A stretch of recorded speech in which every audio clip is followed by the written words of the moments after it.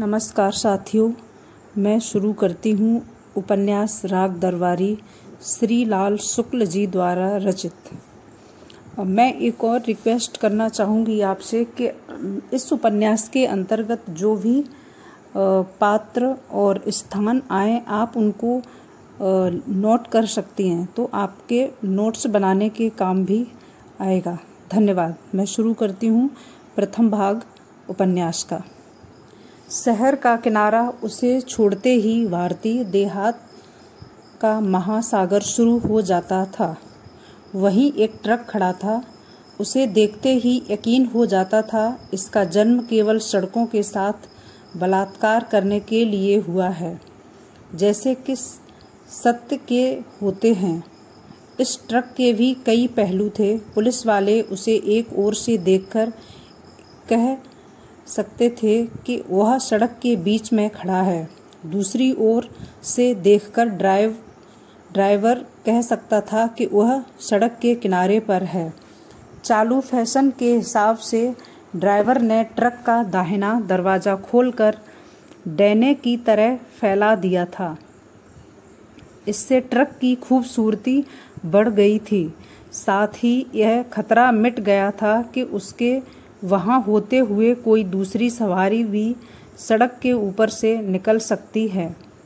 सड़क के एक ओर पेट्रोल स्टेशन था, दूसरी ओर छप्परों, लकड़ी और टीन के सड़े टुकड़ों और स्थानीय क्षमता के अनुसार निकलने वाले कबाड़ की मदद से खड़ी की हुई दुकानें थीं। पहली निगाह से ही मालूम हो जाता था कि दुकानों की गिनती नहीं हो सकती। प्रायः सभी में जनता का एक मनपसंद पेय मिलता था, जिसे वहाँ गर्द, चीकट चाय की कई बार इस्तेमाल की हुई पत्ती और खौलते पानी आदि के सहारे बनाया जाता था। उनमें मिठाइयाँ भी थीं जो दिन रात आंधी, पानी और मक्खी मच्छरों के हमलों का बहादुरी से मुकाबला करती थीं। वे हमारे देसी कारीगरों के हस्तकौशल और उनकी वैज्ञानिक दक्षता का सबूत देती थीं। वे बताती थीं कि हमें एक अच्छा रेजर ब्लेड बनाने का नुस्खा भले ही न मालूम हो, पर कूड़े को स्वादिष्ट खाद्य पदार्थों में बदल देने की तरकीब सारी दुनिया में अकेले हमी को आती है। ट्रक के ड्राइवर और क्लीनर एक दुकान के सामने खड़े चाय पी रहे थे। रंगनाथ, प्रथम पात्र, ने दूर से इस ट्रक को देखा और देखते ही उसके पैर तेजी से चलने लगे। आज रेलवे ने उसे धोखा दिया था।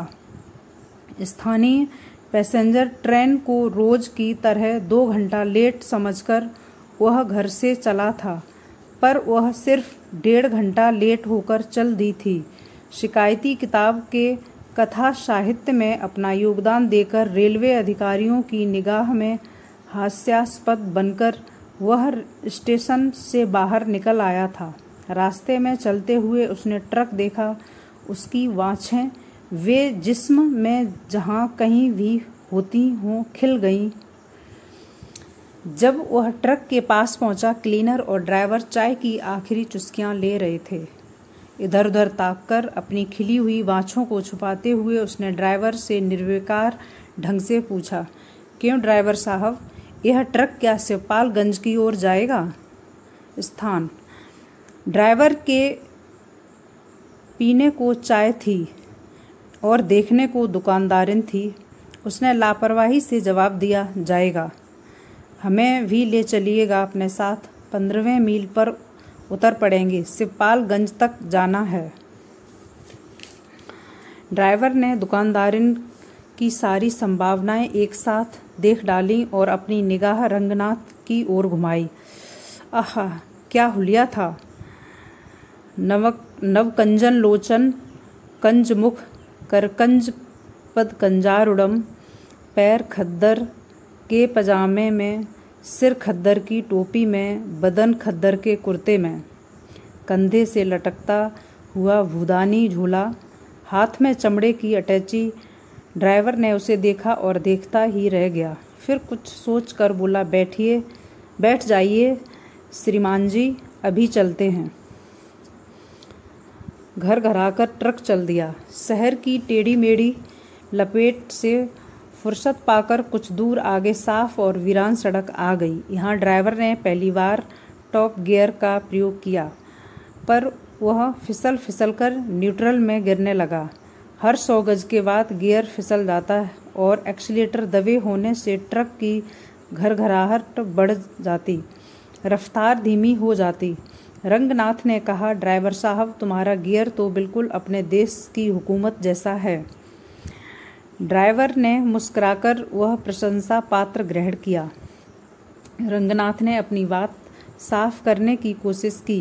कहा, उसे चाहे जितनी बार टॉप गियर में डालो, 2 गज चलते ही फिसल जाती है और लौटकर अपने खांचे में आ जाती है। ड्राइवर हंसा, बोला, ऊंची बात कह दी श्रीमान जी ने।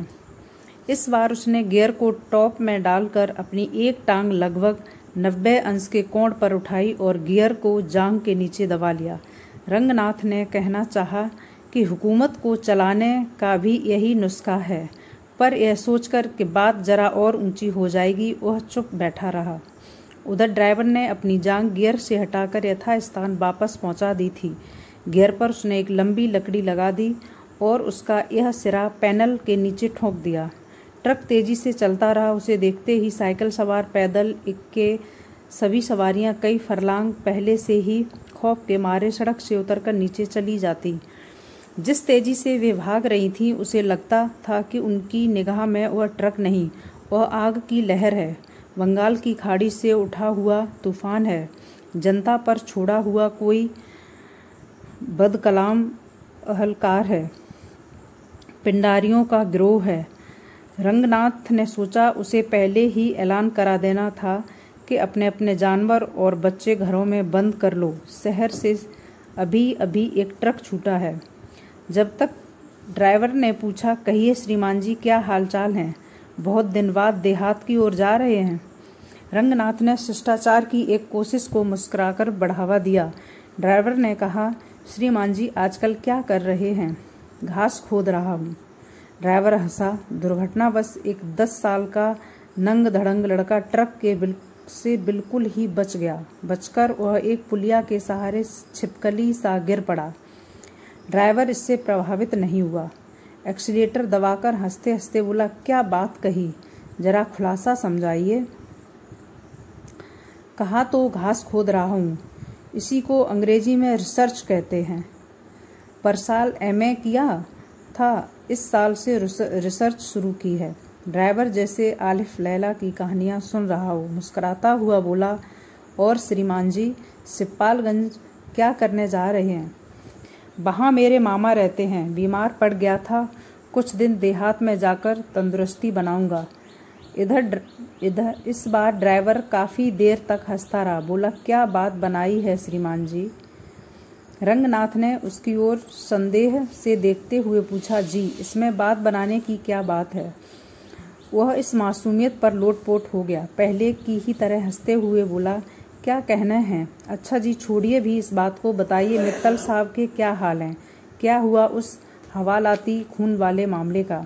रंगनाथ का खून सूख गया। भर्राए गले से बोला, अजी मैं क्या जानूं यह मित्तल कौन है? ड्राइवर की हंसी में ब्रेक लग गया। ट्रक की रफ्तार भी कुछ कम पड़ गई। उसने रंगनाथ ड्राइवर ने एक बार गौर से देखकर पूछा, पहले रबड़ वाला हॉर्न बजाया, फिर ऐसा नहीं। ड्राइवर ने खिड़की के बाहर थूक दिया, साफ आवाज में सवाल किया, अवरोह के बावजूद बड़ा ही डरावना था। CID में काम नहीं करते? गाड़ियां अपनी राह रंगनाथ ने ड्राइवर का रफ्तार से ट्रक चिड़िया का नाम है और बैलगाड़ियों के ऊपर ड्राइवर ने जोर से सांस छोड़ी और सामने सड़क की दशा का निरीक्षण करने लगा।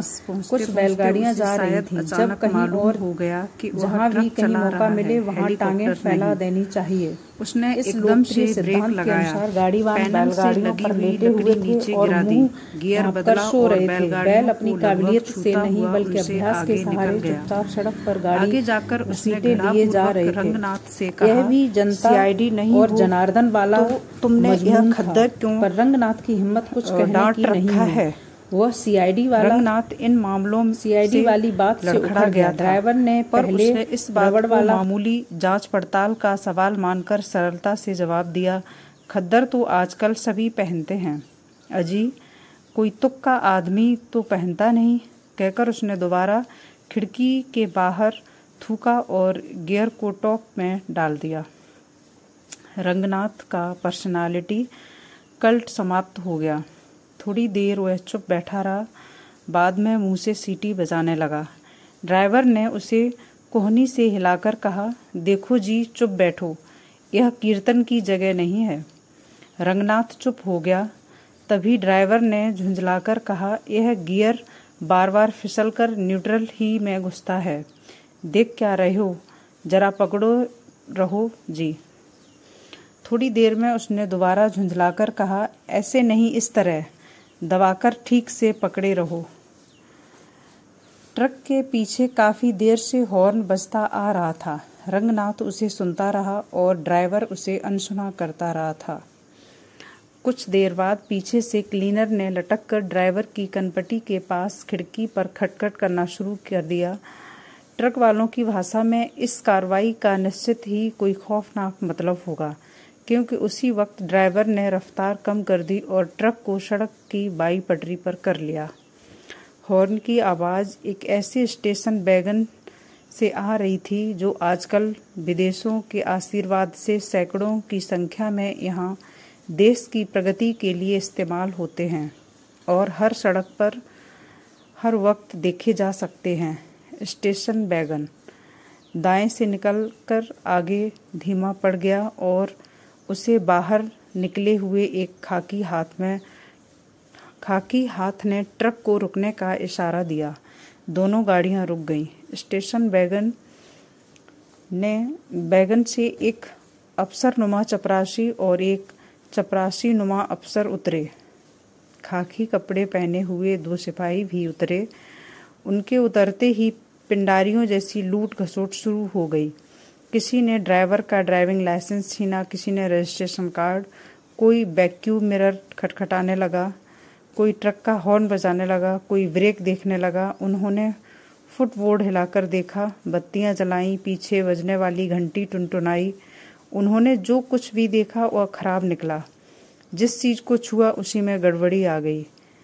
इस तरह उन 4 आदमियों ने 4 मिनट में लगभग 40 दोष निकाले और फिर एक पेड़ के नीचे खड़े होकर इस प्रश्न पर बहस शुरू कर दी कि दुश्मन के साथ कैसा सलूक किया जाए। रंगनाथ की समझ में कुल यही आया कि दुनिया में कर्मवाद के सिद्धांत, पोएटिक जस्टिस आदि की कहानियां सच्ची हैं। ट्रक की चेकिंग हो रही है और ड्राइवर से भगवान उसके अपमान का बदला ले रहा है। वह अपनी जगह बैठा रहा। इसी बीच ड्राइवर ने मौका निकाल कर कहा, श्रीमान जी, जरा नीचे उतरावें, यहाँ गियर पकड़कर बैठने की अब क्या ज़रूरत है। रंगनाथ एक दूसरे पेड़ के नीचे जाकर खड़ा हो गया। उधर ड्राइवर और चेकिंग जत्थे में ट्रक के एक एक पुर्जे को लेकर बहस चल रही थी। देखते देखते बहस पुर्जों से फिसल कर देश की सामान्य दशा और आर्थिक दुर्व्यवस्था पर आ गई और थोड़ी ही देर में उपस्थित ही लोगों की छोटी छोटी उप समितियां बन गईं। वे अलग अलग पेड़ों के नीचे एक एक विषय पर विशेषज्ञ की हैसियत से विचार करने लगीं। काफ़ी बहस हो जाने के बाद एक पेड़ के नीचे खुला अधिवेशन जैसे होने लगा और कुछ देर में जान पड़ा गोष्ठी खत्म होने वाली है। आखिर में रंगनाथ को अफसर की मिमियाती आवाज़ सुन पड़ी, क्यों मियाँ अशफाक, क्या राय है, माफ़ किया जाए। चपरासी ने कहा, और कर ही क्या सकते हैं हुजूर, कहाँ तक चालान कीजिएगा, एक आध गड़बड़ी हो तो चालान भी करें। एक सिपाही ने कहा, चार्जशीट भरते भरते सुबह हो जाएगी। इधर उधर की बातों के बाद अफसर ने कहा, अच्छा जाओ जी, बंटा सिंह तुम्हें माफ़ किया। ड्राइवर ने खुशामद के साथ कहा, ऐसा काम श्रीमान जी ही कर सकते हैं। अफसर काफ़ी देर से दूसरे पेड़ के नीचे खड़े हुए रंगनाथ की ओर देख रहा था। सिगरेट सुलगाता हुआ वह उसकी ओर आया। पास आकर पूछा, आप भी इस ट्रक पर जा रहे हैं? जी हाँ। आपसे इसने कुछ किराया तो नहीं लिया है? जी नहीं। अफसर बोला, यह तो मैं आपकी पोशाक ही देखकर समझ गया था, पर जांच करना मेरा फर्ज था। रंगनाथ ने उसे चिढ़ाने के लिए कहा, यह असली खादी थोड़ी ही है, यह मिल्की खादी है। उसने इज्जत के साथ कहा, अरे साहब, खादी तो खादी है, इसमें असली नकली का क्या फ़र्क। अफसर के चले जाने के बाद ड्राइवर और चपरासी रंगनाथ के पास आए। ड्राइवर ने कहा, जरा 2 रुपये तो निकालना जी।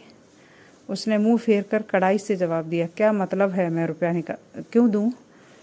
ड्राइवर ने चपरासी का हाथ पकड़कर कहा, आइए श्रीमान जी, मेरे साथ आइए। जाते जाते वह रंगनाथ से कहने लगा, तुम्हारी ही वजह से मेरी चेकिंग हुई और तुम ही मुसीबत में मुझसे इस तरह बात करते हो। तुम्हारी यही तालीम है? वर्तमान शिक्षा पद्धति रास्ते में पड़ी हुई कुतिया है जिसे कोई भी लात मार सकता है। ड्राइवर भी उस पर रास्ता चलते चलते एक जुमला मारकर चपरासी के साथ ट्रक की ओर चल दिया। रंगनाथ ने देखा, शाम घिर रही है, उसका अटैची ट्रक में रखा है। सिपालगंज अभी 5 मील दूर है और उसे लोगों की सद्भावना की ज़रूरत है। वह धीरे धीरे ट्रक की ओर गया। उधर स्टेशन वैगन का ड्राइवर हॉर्न बजा बजा कर चपरासी को वापस बुला रहा था। रंगनाथ ने 2 रुपये ड्राइवर को देने चाहे। उसने कहा, अब दे ही रहे हो तो अर्दली साहब को दो, मैं तुम्हारे रुपयों का क्या करूँगा। कहते कहते उसकी आवाज़ में उन सन्यासियों की खनक आ गई जो पैसा हाथ से नहीं छूते, सिर्फ दूसरों को यह बताते हैं कि तुम्हारा पैसा हाथ का मैल है। चपरासी रुपयों को जेब में रखकर बीड़ी का आखिरी कश खींचकर उसका अधजला टुकड़ा लगभग रंगनाथ के पैजामे पर फेंक कर स्टेशन वैगन की ओर चला गया।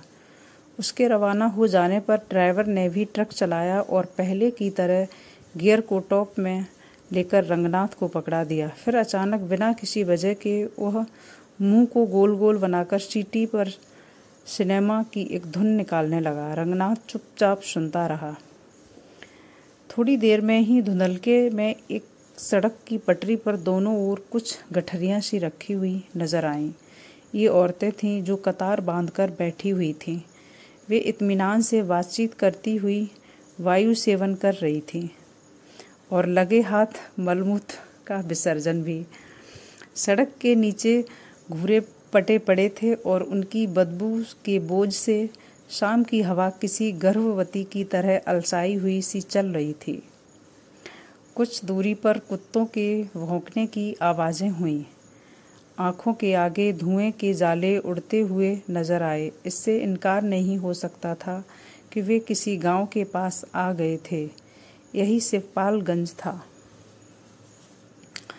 थाना सिपालगंज में एक आदमी ने हाथ जोड़कर दरोगा जी से कहा, आजकल होते होते कई महीने बीत गए, अब हुजूर हमारा चालान करने में देर ना करें। मध्यकाल का कोई सिंहासन रहा होगा जो अब घिसकर आराम कुर्सी बन गया था। दरोगा जी उस पर बैठे भी थे, लेटे भी थे। यह निवेदन सुना तो सिर उठाकर बोले, चालान भी हो जाएगा, जल्दी क्या है, कौन सी आफत आ रही है। वह आदमी आराम कुर्सी के पास पड़े हुए एक प्रागैतिहासिक मोड़े पर बैठ गया और कहने लगा, मेरे लिए तो आफत ही है, आप चालान कर दें तो झंझट मिटे। दरोगा जी भुनभुनाते हुए किसी को गाली देने लगे। थोड़ी देर में उसका यह मतलब निकला कि काम के मारे नाक में दम है। इतना काम है कि अपराधों की जांच नहीं हो पाती, मुकदमों का चालान नहीं हो पाता, अदालतों में गवाही नहीं हो पाती। इतना काम है कि सारा काम ठप पड़ा है। मोड़ा आराम कुर्सी के पास खिसक आया। उसने कहा, हुजूर, दुश्मनों ने कहना शुरू कर दिया है कि सिपालगंज में दिन दहाड़े जुआ होता है। कप्तान के पास एक गुमनाम शिकायत गई है। वैसे भी समझौता साल में एक बार चालान करने का है। इस साल का चालान होने में देर हो रही है।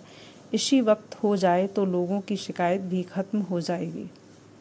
आराम कुर्सी ही नहीं, सभी कुछ मध्यकालीन था।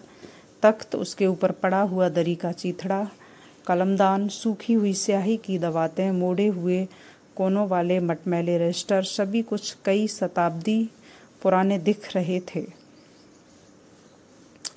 यहाँ बैठकर अगर कोई चारों ओर निगाह दौड़ाता तो उसे मालूम होता वह इतिहास के किसी कोने में खड़ा है। अभी इस थाने के लिए फाउंटेन पेन नहीं बना था।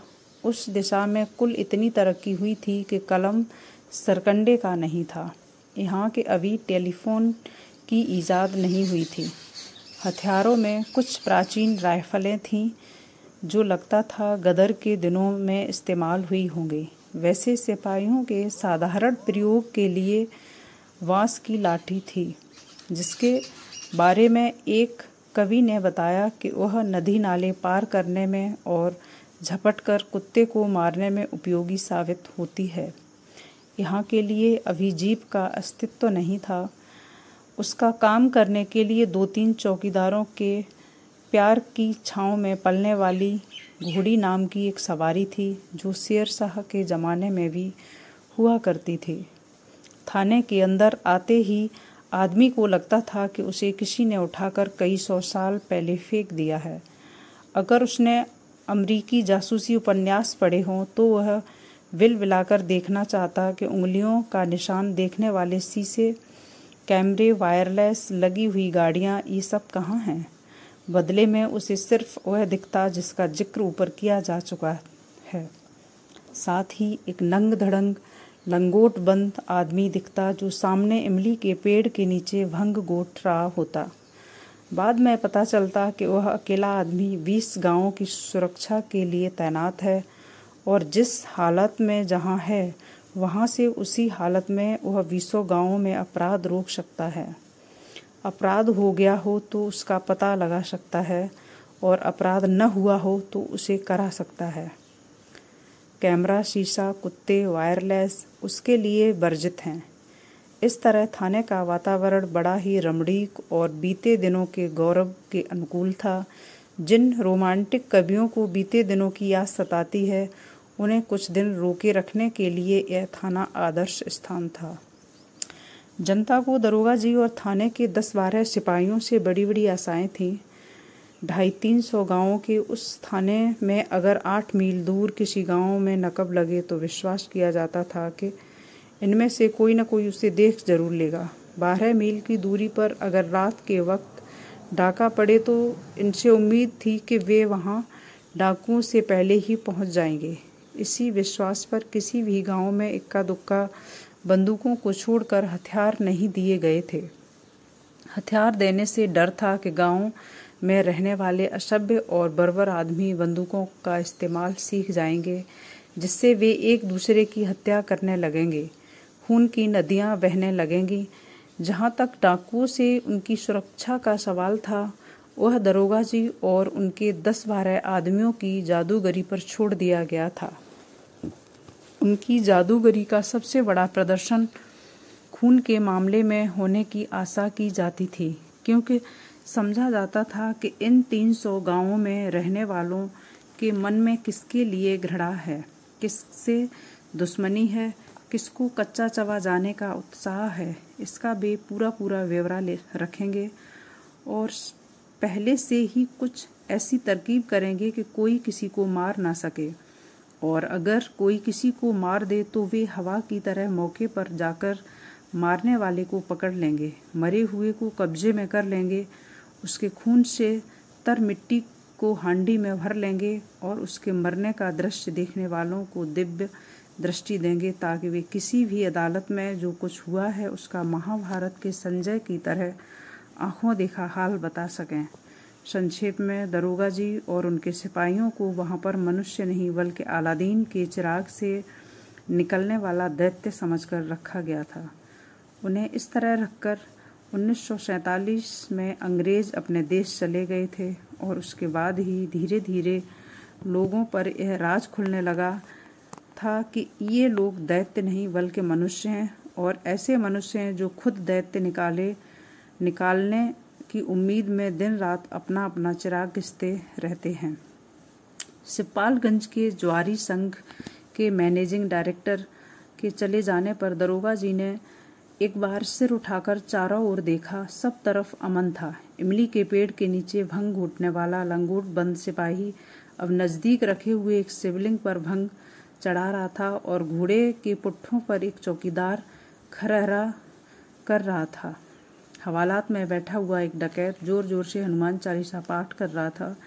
बाहर फाटक पर ड्यूटी देने वाला सिपाही निश्चय ही रात को मुस्तैदी से जागने के लिए एक खंबे के सहारे टिककर सो रहा था।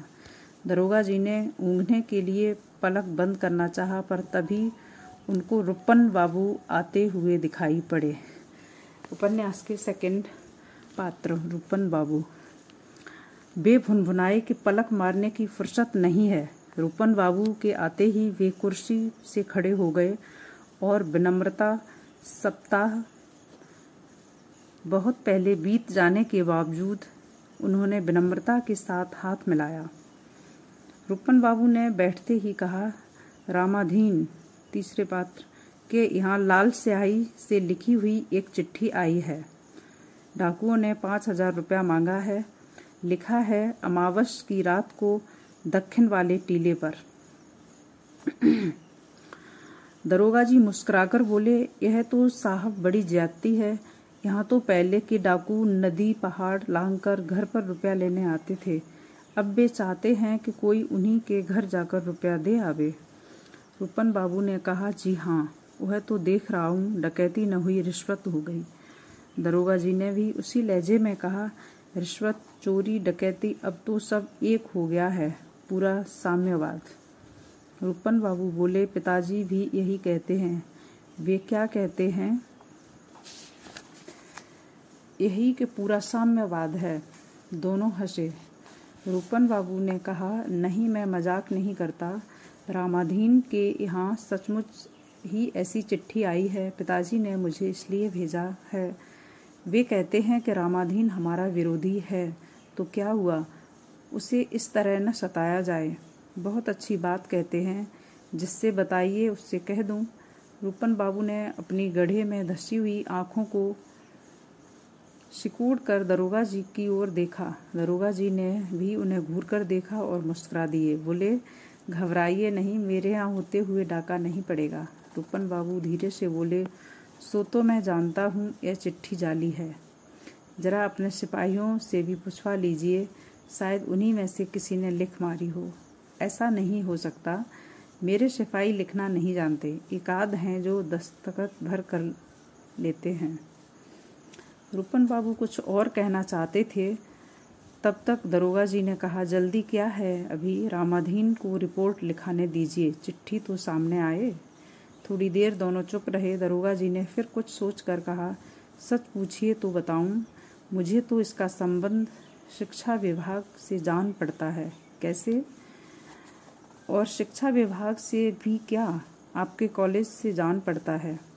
रुपन बाबू बुरा मान गए। आप तो मेरे कॉलेज के पीछे पड़े हैं। मुझे लगता है रामाधीन के घर यह चिट्ठी आपके कॉलेज के किसी लड़के ने भेजी है। आपका क्या ख्याल है? आप लोगों की निगाह में सारे जुर्म स्कूली लड़के ही करते हैं। रुपन बाबू के फटकारते हुए कहा, अगर आपके सामने कोई आदमी जहर खाकर मर जाए तो आप लोग उसे भी आत्महत्या न मानेंगे। यही कहेंगे कि इसे किसी विद्यार्थी ने जहर दिया है। आप ठीक कहते हैं रुपन बाबू, ज़रूरत पड़ेगी तो मैं ऐसा ही कहूँगा। मैं वक्तावर सिंह का चेला हूँ, शायद आप नहीं जानते। Fourth character Waktawar Singh. चौथे पात्र। इसके बाद सरकारी नौकरों की बातचीत का वही अकेला मजमून खुल गया कि पहले के सरकारी नौकर कैसे रहते थे और आज के कैसे हैं। वक्तावर सिंह की बात छिड़ गई। दरोगा वक्तावर सिंह एक दिन शाम के वक्त अकेले लौट रहे थे। उन्होंने झगरू और मगरू नाम के दो बदमाशों ने बाग में घेर कर पीट दिया उन्हें। बात फैल गई, इसीलिए उन्होंने थाने पर अपने पीटे जाने की रिपोर्ट दर्ज करा दी। दूसरे दिन दोनों बदमाशों ने जाकर उनके पैर पकड़ लिए। कहा, हुजूर, माई बाप हैं। गुस्से में औलाद माँ बाप से नालायकी कर बैठे तो माफ़ किया जाता है। वक्तावर सिंह ने माँ बाप का कर्तव्य पूरा करके उन्हें माफ़ कर दिया।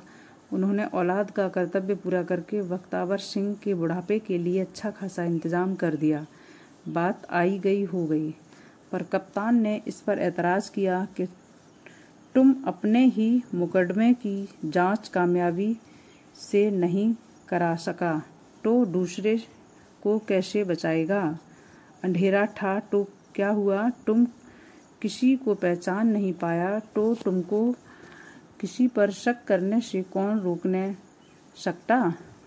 तब बख्तावर सिंह ने 3 आदमियों पर शक किया।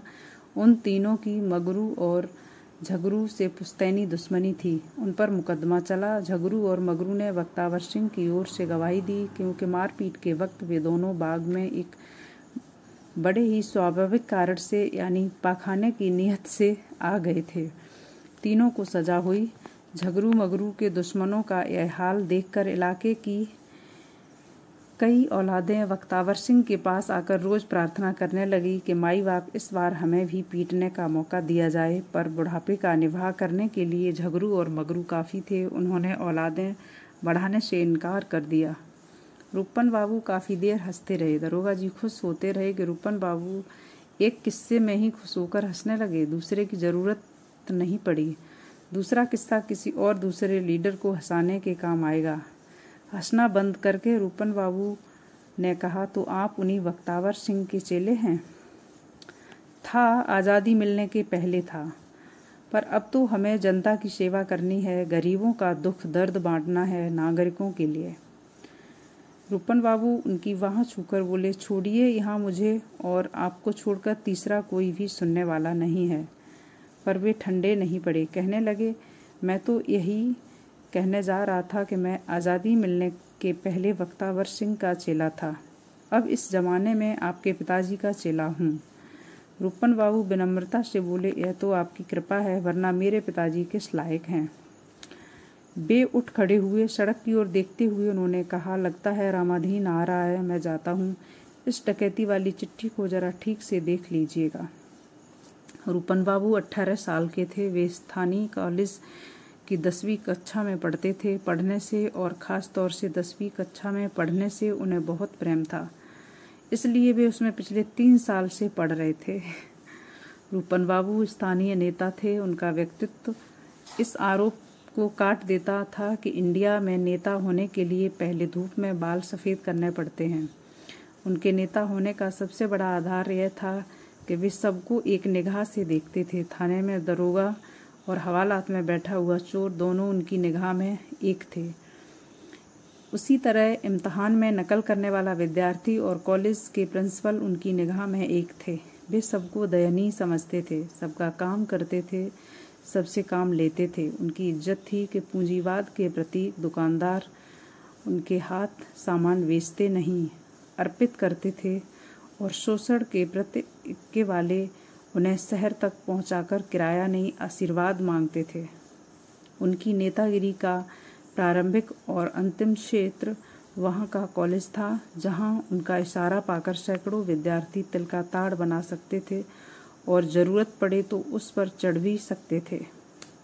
वे दुबले पतले थे, पर लोग उनके मुंह नहीं लगते थे। वे लंबी गर्दन, लंबे बाल, लंबे हाथ पैर वाले आदमी थे। जन नायकों के लिए ऊल जुलूल और नए ढंग की पोशाक अनिवार्य समझकर वे सफ़ेद धोती और रंगीन शर्ट पहनते थे और गले में रेशम का रुमाल लपेटते थे।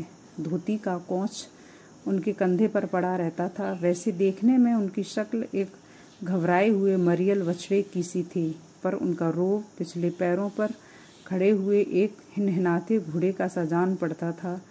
वे पैदाइशी नेता थे, क्योंकि उनके बाप भी नेता थे। उनके बाप का नाम वैद्य जी था। 2 बड़े और छोटे कमरों का एक डाक बंगला था, जिसे डिस्ट्रिक्ट बोर्ड ने छोड़ दिया था। उसके 3 ओर कच्ची दीवारें, एक छप्पर डालकर कुछ अस्तबल बनाए गए थे। अस्तबल से कुछ दूरी पर पक्की ईंटों से दीवार पर टिन डालकर एक दुकान सी खोली गई थी। एक और रेलवे फाटक,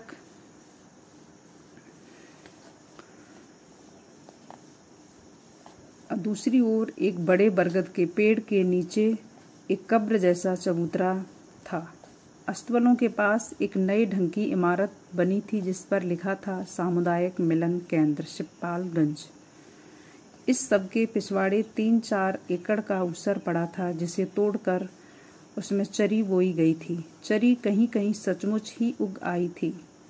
इन्हीं सब इमारतों के मिले जुले रूप को छंगामल विद्यालय इंटरमीडिएट कॉलेज सिपालगंज कहा जाता था। यहाँ से इंटरमीडिएट पास करने वाले लड़के सिर्फ इमारत के आधार पर कह सकते थे कि हम शांति निकेतन से भी आगे हैं, हम असली भारतीय विद्यार्थी हैं। हम नहीं जानते कि बिजली क्या है, नल का पानी क्या है, पक्का फर्श किसको कहते हैं, सैनिटरी फिटिंग किस चिड़िया का नाम है। हमने विलायती तालीम एक देसी परंपरा से पाई है और इसीलिए हमें देखो आज हम भी उतने ही प्राकृत हैं। हमारे इतना पढ़ लेने पर भी हमारा पेशाब पेड़ के तने पर ही उतरता है, बंद कमरे में ऊपर चढ़ जाता है। छंगामल कभी जिला बोर्ड के चेयरमैन थे। एक फर्जी प्रस्ताव लिखवाकर उन्होंने बोर्ड के डाक बगले को इस कॉलेज की प्रबंध समिति के नाम उस समय लिख दिया था जब कॉलेज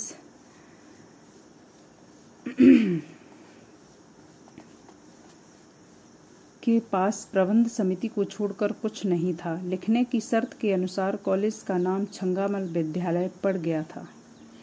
विद्यालय के एक एक टुकड़े का अलग अलग इतिहास था। सामुदायिक मिलन केंद्र गांव सभा के नाम लिए गए सरकारी पैसे से बनवाया गया था, पर उसमें प्रिंसिपल का दफ्तर था और 11 और 12 की पढ़ाई होती थी। अस्तबल जैसी इमारतें श्रमदान से बनी थीं। टिनशेड किसी फौजी छावनी के भग्नावशेषों को रातों रात हटाकर खड़ा किया गया था। जुता हुआ ऊसर कृषि विज्ञान की पढ़ाई के काम आता था। उसमें जगह जगह उगी हुई ज्वार प्रिंसिपल की भैंस के काम आती थी। देश में इंजीनियरों और डॉक्टरों की कमी है। कारण यह है कि इस देश के निवासी परंपरा के से कवि हैं। चीज़ को समझने के पहले वे उस पर मुग्ध होकर कविता कहते हैं। भाखड़ा नांगल बांध को देखकर वे कहते हैं, आहा, अपना चमत्कार दिखाने के लिए देखो प्रभु ने फिर से भारत भूमि को ही चुना। ऑपरेशन टेबल पर पड़ी हुई युवती को देखकर वे मतीराम बिहारी की कविताएं दोहराने लग सकते हैं। Thank you. आज के लिए आगे का नेक्स्ट पार्ट में।